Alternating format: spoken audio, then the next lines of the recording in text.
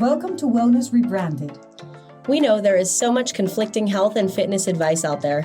And you're tired of the wellness fads, endless diets, and impossible standards that make you feel like nothing you do is ever enough. You're ready to tune into your mind and body and feel empowered around health. Welcome to the Wellness Rebranded podcast. We're the healing trio here to help you redesign your relationships with food, fitness, and yourself. I'm Elizabeth, registered dietitian and certified intuitive eating counselor. I'm Maria, licensed mental health therapist. And I'm Tara, personal trainer. Together, we're changing the narrative on health away from diet culture, hustle culture, and toxic positivity and towards healthful self-care. So grab your water bottle, get ready to laugh, learn, and grow, and let's start rebranding your wellness journey.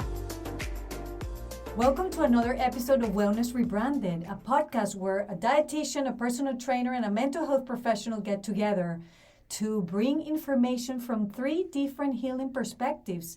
And today, by the way, have I told you guys how much I enjoy being in this podcast with you? Aw, That's nice of you to say. I enjoy very much. Well, we love having you. I love having you, having me and you and all. So today we're going to talk about the intersection between diet culture and fitness, women's fitness throughout history. Right, Tara? Is that what we're talking about? Yes. But before we jump into that, we got this really great email this week that I wanted to share with you guys. Elizabeth's going to read it for us. And if you guys ever have any feedback for us, we love getting emails and feedback like this. So please, please, please hit us up. And also, if you leave us a review or reach out to us with your thoughts, we might read it on air. So it says, "Hello, Tara. I just want to say thank you to you and your cohorts. I absolutely enjoy the podcast and I'm resonating with what you all talk about. Keep up the fantastic work. I've been studying, tracking, dieting, etc. for a very long time. So happy to have found the podcast. Blessings to you all and your families." So thank you so much for that review. We absolutely love hearing from you guys. It fills our cups and gives us feedback that's helpful so we can create episodes you want to hear. 100%. So jumping into talking about the history of women's fitness and diet culture in the United States, when I say these words, I want you guys to tell me what you think of. Ooh, okay. Jazzercise. Jane Fonda. Yes. Did you say fun or Fonda? I said fun, but I also thought about Jane Fonda. Okay. That's funny because she was also a word I was going to say. Oh, okay. Was she not really jazzercise? I can just picture her in the leg I don't warmers. know. I picture her in the leg warmers, so probably she was. Okay. But Thigh Master, Buns of Steel. I think she was Buns of Steel, actually. I think QVC. Yes. Are we still playing the game? Yeah, we're still playing the game. Did they sell buns of steel at QVC? Well, I don't know if it was actually QVC, but I just think of like you could those totally order it. infomercials. Yeah. Okay. Bowflex. Bowflex. I don't actually know that one. Hard. Too Bowflex or Bowflex is like a home workout piece I of know. equipment. I know what it is, and I'm saying you said the first word that comes to well. I mind is know hard. what you were doing. What about Zumba? Fun. Oh, I suck at Super it. fun. Sorry, but that is Extra the first fun. thing. I also suck at it. Guys, no. For sure. You don't suck at it. You just enjoy it. There's no sucking or no sucking. When you come to my house for dinner, we're gonna do Zumba in the backyard just for fun, so you can show us. Yes, I'm on board. You just move to the music. Should we invite friends to our Zumba and food party? Whatever you want. No, the 3 of us will just be dancing on the deck. My husband will think that's totally normal. I had a Zumba event coming up, but the Zumba teacher got hurt. So my event got canceled. It was movement and mental health with Zumba. That's how much I love Zumba. Oh my gosh, that's love such a cool that. idea. So, P.S. if you're out there and you teach Zumba, reach out to Maria. She's in need. You should have reached out to me because I have Zumba people I know. Okay, well, I'll hook you up. Okay, all right. CrossFit. Ooh, diet culture. That one hits me hard. Diet culture. Okay, the first thing that comes to mind is popular, and I don't know why. That's what comes to mind. Like, It probably is. I mean, I've never done it. Certainly used to be Neither more have I. popular than it is. Huh. Yoga. Zen. Relaxing, beneficial for my body, Okay. flexibility. Pilates. Love it. Same. Weightlifting. No, thank you. Well, Tara makes it fun. Bar. Ooh, I like bar too. But these are all yeah. boutique-y fitness things I feel like now we're veering into. Yeah, they're all part Or of it. they can be. Hula hooping. Hurtful for my hips at 46. I Maybe when was younger. like hula hooping, and I have a weighted hula hoop that sometimes I do, right? When we hop on our sessions, and I'm sure Tara thinks I'm so weird when she sees me hula hooping. Wait, but, what? I love it. I You're think it's a saying- great workout. Are you saying you're good at hula hoop? oh, I mean, I don't want to toot my own horn, but I'm not bad at it. I'll How toot it can- for her. She how- is good at it. Okay, how can you be good at hula hoop and bad at Zumba? Like it doesn't.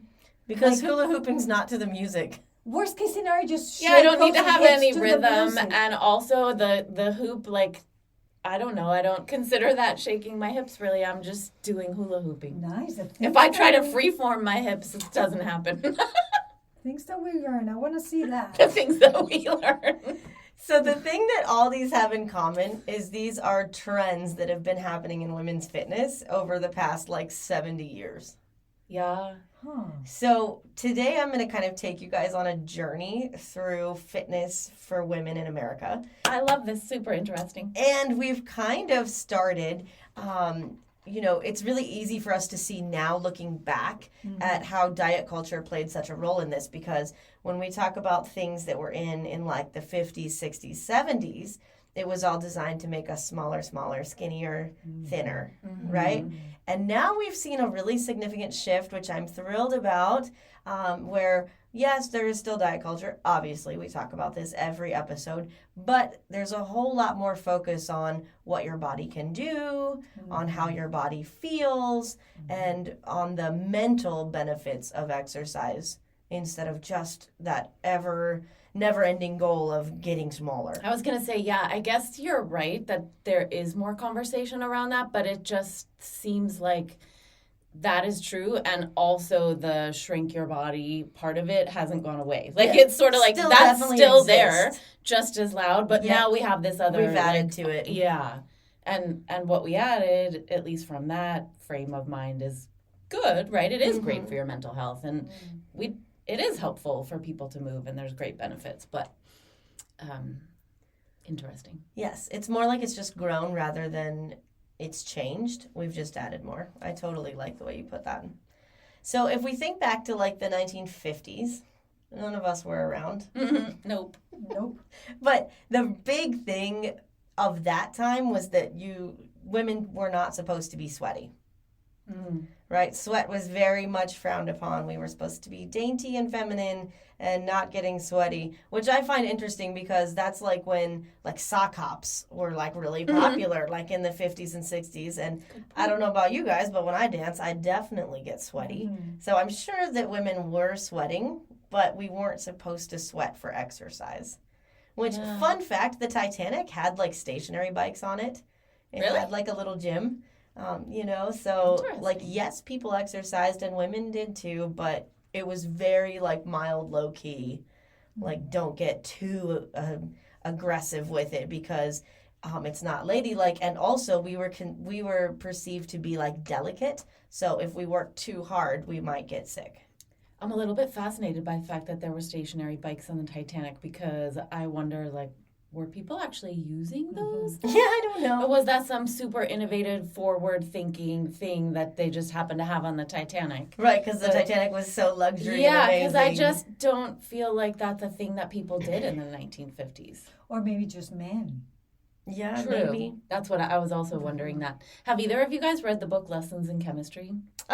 Girl, I'm reading that book right now, and I didn't finish in time, and so Libby sucked it back, and I have 5 chapters to go. Oh, that stinks. That's So, happened to me before, too. yeah. I love that book. It was one of my favorite books from last year, I think. But the one thing I always think about from that book is the whole conversation around Jack LaLanne and running and how that was so weird at the time, which I think was the 1950s, right? I think it was the 50s, yeah. So weird that this one character in the book went running.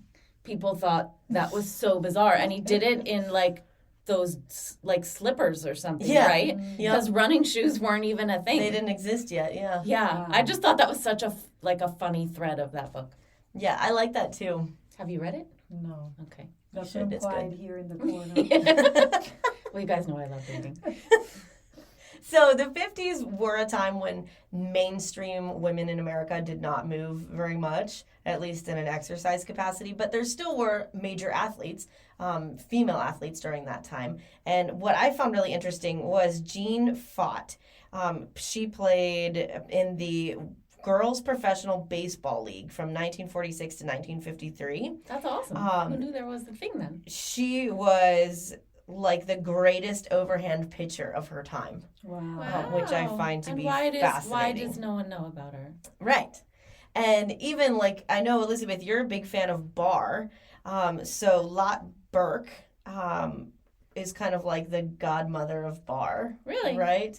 And so that was starting back in the 50s too. That's like when she kind of embarked on her journey to create this method of exercise for the masses. Oh, really? I had no idea Yeah. that it had deep roots like that. Bar I thought has it was a new really thing. fascinating beginning. She was like this German lady who was a ballerina, and she kind of created bar for women, not just dancers, but all women, to tone, strengthen, and improve flexibility.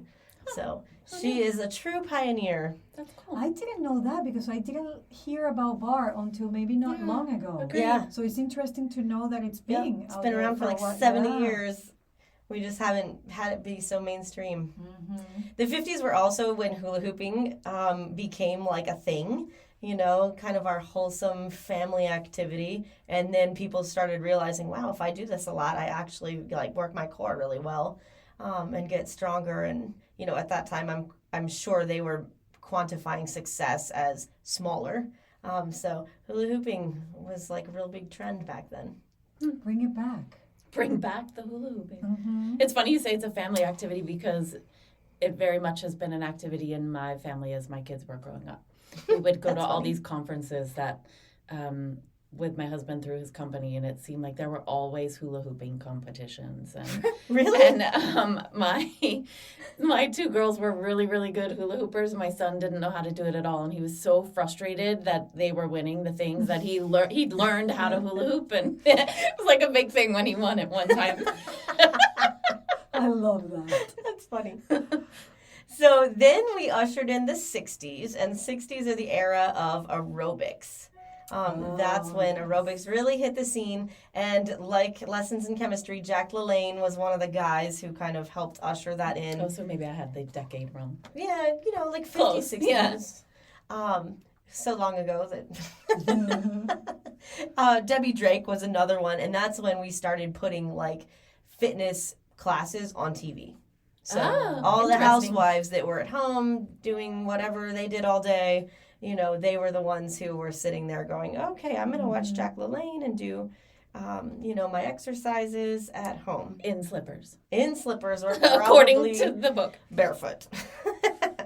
And the reason that was so revolutionary is because Jack LaLanne and Debbie Drake were like giving women permission to get sweaty. Oh, Up until that interesting. point, it was not ladylike. If you've ever seen like Stepford Wives, for example, Mm-hmm. they're exercising in their skirts and their heels with their full makeup, you know, because you don't want to get too sweaty. But finally in the 60s, we were like, all right, we can sweat. Showers exist. We're real This people is okay. with real biological functions. Yes. They also were the ones who started teaching us that under every curve there's a muscle. So if there's no muscle, there'll be no curve. So still very much rooted in diet Body culture, composition, right? or, but not composition, but like, what's the word for how it looks? Aesthetics? Yes, thank you. Close.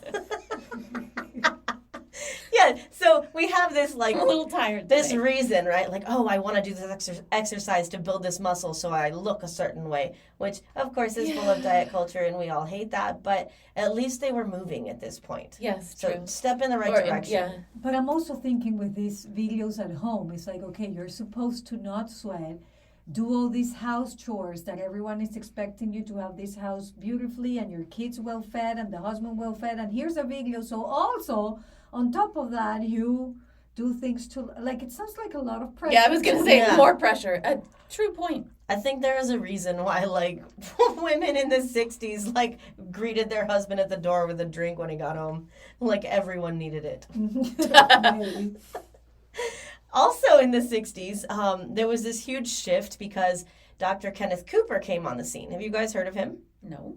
Okay, so he is one that is like considered the godfather of like modern aerobic exercise. And critics of Dr. Cooper said that bodies would line the streets if people started doing the things that he was recommending. What was he recommending, you might ask? I was about to.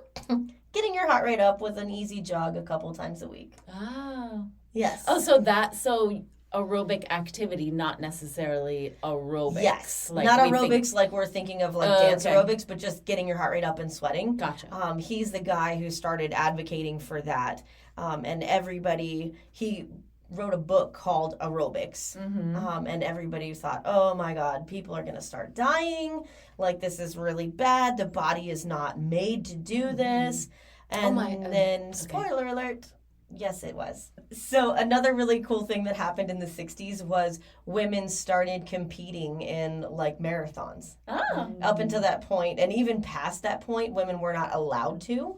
And so there were women that would like dress like men and try to like sneak into the races under a fake name. And then amazingly, they did really well. I know it's shocking to all of us that women can actually run. And then they realized, oh, it's not actually that dangerous, so we'll let women keep doing it. That's so interesting. Interesting side note, we still see this a lot today with pregnant women running marathons. We've talked about this before in other episodes, but it is safe to exercise during pregnancy. And if you've been running marathons, you can absolutely keep running marathons during pregnancy. But inevitably, if you clear it with your doctor, of course, unless you have like major weird pregnancy issues. But in general, as long as you're doing something, you can keep doing it. Amazingly, all the people that go to see pregnant women running in races or exercising in the gym or doing things like have a comment about how, oh my God, that's so dangerous, and it's not at all founded in. Still, you're saying still? I see this in the gym all the time. Wow. With pregnant clients or clients that have run marathons or 5Ks while pregnant, like onlookers definitely like throw shade at that. So we still have a ways to go, but at least we're now allowed to race. We've come a long way. Yeah. Moving into the 70s, what do you think our main... Yes, our main fitness theme was dancing. Like disco was a thing, jazzercise came out. Women were more encouraged to exercise rather than be allowed to exercise. Really? So the 70s were like a really progressive time. I know that sounds crazy, but it was a very progressive time for fitness. And it's easier to dance probably than say I'm going to exercise. Yes. That I'm going to dance. Yes. Sounds more fun. It sounds more fun, for sure. But if we were coming from all those taboos of women and movement, dancing sound like something more acceptable socially to deal with. Absolutely. Dancing is like the main theme of how women exercised in the 70s, for sure. And then in the 80s, Jane Fonda hit the scene like a hurricane. Leg warmers, leotards. She took over for sure. She had her own workout book. She had a ton of workout videos.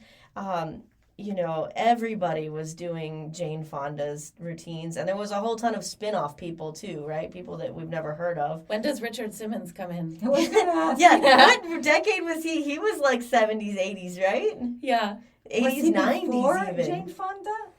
I can't imagine that he was before Jane Fonda. Have you guys heard that podcast, Where's Richard Simmons? He's apparently missing or something. What? What are you talking about? There's an entire podcast called Missing Richard Simmons, and it's about he like disappeared off.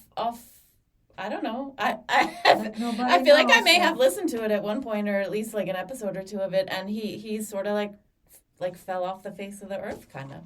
Yeah, and it's about like what happened to him, because and he like literally like went dark or something. I don't know. You should Google it. No? Yeah, our next episode is what in the world happened to Richard Simmons. Except they already did that podcast, and I don't feel like they figured it out. If they didn't use the Where in the World is Carmen Sandiego theme song to that, I'm going to be really disappointed. You know we're totally Googling it when we end record here. For sure. In the 80s were characterized by like celebrities teaching fitness. So even people like Mark Wahlberg and Cher and Angela Lansbury all had like home workout. Yeah. Get they out. all had home workout videos. Wow. So like that Interesting. was kind of like technology was really starting to come about in the 80s where it was easy to use technology to create your own video and sell it to the masses. You know, if you guys also, I don't even know if I want to recommend this or not, but there is a really intense show on called Physical, which is about fitness in the like 80s and diet culture and trigger warning. There's like eating disorders, like it's a lot. But if you're interested in like the diet culture fitness intersection, particularly in history, that is a really fascinating show. I don't know about that show, but I don't know if I want to watch it. It's really intense. I don't know that I love it. Yeah. It's like a lot to take in. So then in the 90s, any guesses on what trend hit us like? Okay, let me think, because Crazy in I the feel like 90s. this is my era Yes. of entering the fitness world. Mine is like 2023. Well, welcome. We're glad you're here. Welcome you. to the I'm party. happy to be here. Bring The your 90s, Zumba vibes. I don't know. Dancing comes to mind again in the 90s. What comes mind to you? Since I'm it's your having era? trouble What were you thinking. doing in the 90s? What was I doing? Well, When I say it, you guys are going to be like, ugh. what I was doing were these home workout videos, and it was a very well-known one that Black guy? no. Ugh. Well, I don't know, maybe. No, I'm trying to think of the name of, it was The Firm? Is that a fitness video? That is a fitness video, and it was in the 90s, but that's not what I was going to say. Okay, that is what I was Okay. doing. I did all those. I love that they used like a law theme for fitness videos. Well, isn't it like the firm as in firming up, Yeah, toning up your totally. body, probably? Totally. So what really hit us Running? in the 90s, running was already, Okay. that never really ended, was yoga and Taibo. Taibo. Taibo. What is that? Wait, do you not know Taibo? No. I don't think I do. Oh my gosh, it was like the biggest Apparently thing I wasn't ever. that active in the Taibo. 90s. So Taibo was this guy I named... wasn't even here in the 90s, so that I'm not didn't make judging. it. Yeah, I guess he wasn't that good. That didn't make it It didn't make overseas it to other countries. You know, honestly, it probably did because it was massive. Billy Blanks was this giant black guy who was absolutely ripped. And he did Taibo, which is like kickboxing. Think like kickboxing with Oh. also regular boxing. And he choreographed it all to music. It would be really comparable to like modern day, like body combat. You know, it would be Okay. something like that. Interesting. I did to go through a kickboxing phase. But everybody But I did it wasn't at Not in the home. 90s, though. No, 2000s. Yeah. Yeah, it did stay also. Mm-hmm.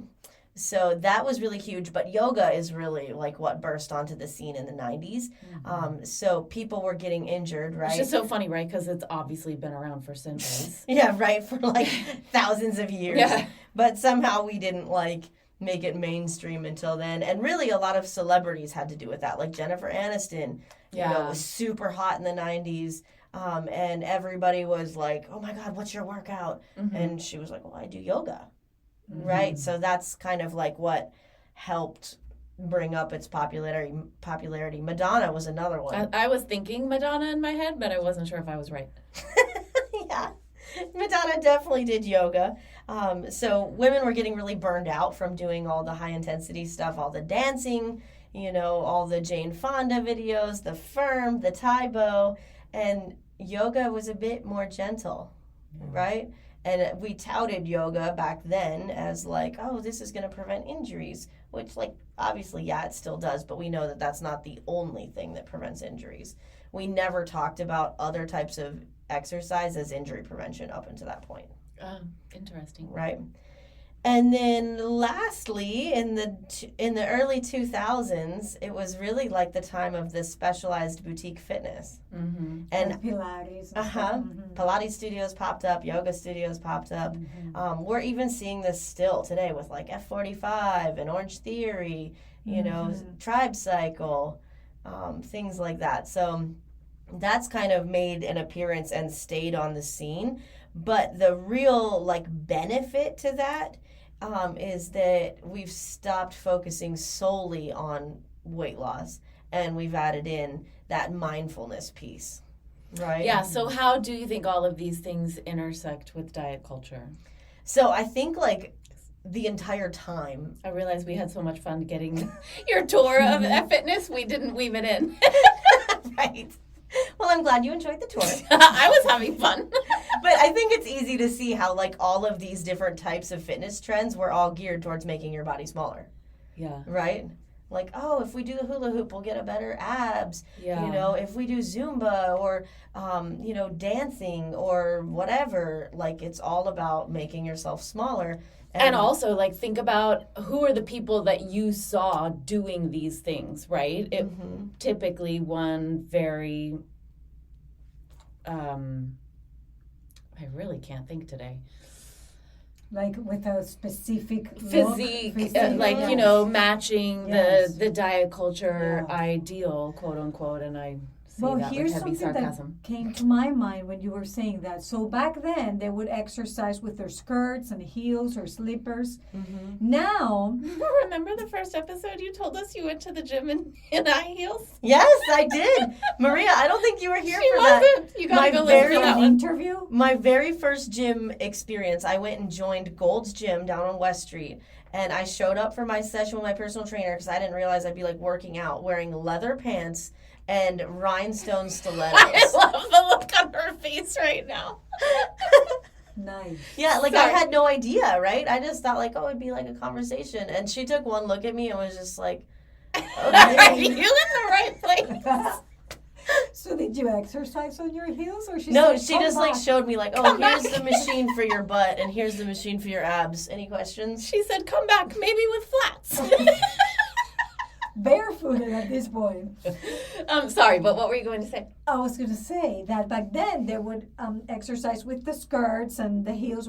Now, I observed that a lot of women dress on their exercise clothing, even if we're not exercising. Oh, yeah, all day. All Athleisure. day, right? Uh-huh. So Especially after COVID. Yeah. I understand it's more comfortable. Probably you can go around in your yoga pants or exercise pants and sneakers. But going to diet culture, how many women, maybe including myself, are not thinking, I can wear that because my butt doesn't look like that on those Lululemon pants that are so tight. Yeah, you mean we're feeling the pressure to Yes. look. Yeah, To yeah, perform, of yeah. course. to look yeah. because then also everyone is wearing their exercise, so also is the pressure are everybody Yeah, the pressure really you- exercising because I'm not. Well, and also the pressure of you better look good in that Yes. exercise, whatever, Yep. right? I mean, And that is- exercise because Yeah. I mean, I understand that exercise is a good thing and I try to move my body as much as I can, but I don't like the pressure of you have to exercise because then you're not healthy or you have to look a certain way or it's not enough if you Yeah. don't exercise or whatever. So that has changed too. Yeah. I think COVID changed a lot of this for us. We got so used to being in our Lululemons on our couch all day. And then I see people all the time that are worried to come back to the gym because they don't look like they used to look pre-COVID. And it's you guys, we survived a global pandemic. Yeah, let's be gentle with ourselves. Be gentle and with yourself. We survived. Put the emphasis on survive, right? Right. And I don't think anyone looks exactly the same before COVID. Right, because we aged. Physically, emotionally, Yeah. I mean, any area of your life. If you True. see a difference, you are not alone, Right. and the rest of the world. Welcome to the And it's yes, okay, to the Good point. So I just want to finish up by saying that even though we've seen fitness trends go from not being able to get sweaty to now we have apps and Peloton and all sorts of online things, and we've taken this whole giant journey through fitness, just moving your body and being gentle with yourself and finding something that you enjoy, even if it maybe isn't what's on trend right now, is like the most important part. So just being happy and moving is the kind of the goal. And that we have so many options that it's okay to choose, what feels good, like you're saying. Absolutely. Like, the good thing is that we have options. Now, here's a thought. What about an event connecting movement and mental health, and we do it Zumba and hula hooping? Like hula hooping for your emotional well-being, Elizabeth, and then you can be the main. Okay, good, because Zumba, that would be hard for me. Okay, but can you hula hoop? I can. Okay, I like let's it. do it. I'm in. Hula hoop event. Yeah, I like it. And may I say, I'm really disappointed that step aerobics never popped up in this conversation. I may be like the rare zebra, but I love step aerobics. Gosh, and step was what so happened hot for to a it? while. I don't know. I wish they would bring it back. So my personal opinion is that people were just getting injured, and if you're clumsy at all, like myself, Well, I am clumsy. it but is I a still had terrible, fun. terrible modality for clumsy people.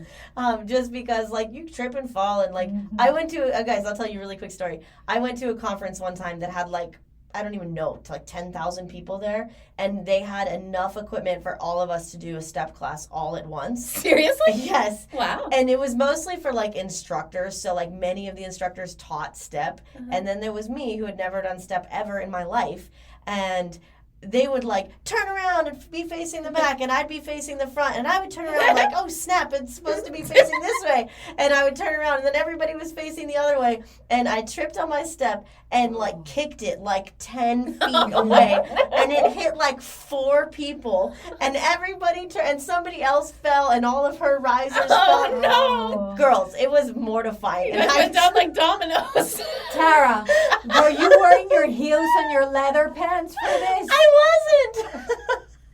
That is such a funny mental image. Oh, I was a disaster. I'm a hot mess. And have you done it since, ever? No. Not a single time. Maybe like once or twice, but it's not something I choose. Have you done it? I think like once. Okay. But that would have fit, in my opinion, in like the late 90s, early 2000s. Yeah. That was still I was pretty definitely hot back stepping in the then. 2000s. Yeah. Pregnant and stepping and having Nothing really, wrong with that. Really, You can do I it. had a lot of fun. As long as you don't fall, it's good. Yeah. That's the problem. Somehow I managed not to Or fall. kick it and then hit 4 other people. Or that. Yeah, try not to do that either. Keeps it interesting, though. That was fun.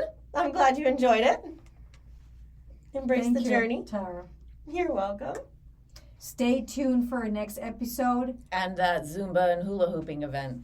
Yes. Yes. Bring it back. Bring it on. Thank you for listening. If you want to connect with me outside of this podcast, you can find me on Instagram at coaching_therapist. I'm Elizabeth. You can find me at Elizabeth Harris Nutrition or in my Facebook group, Health and Healing with Intuitive Eating.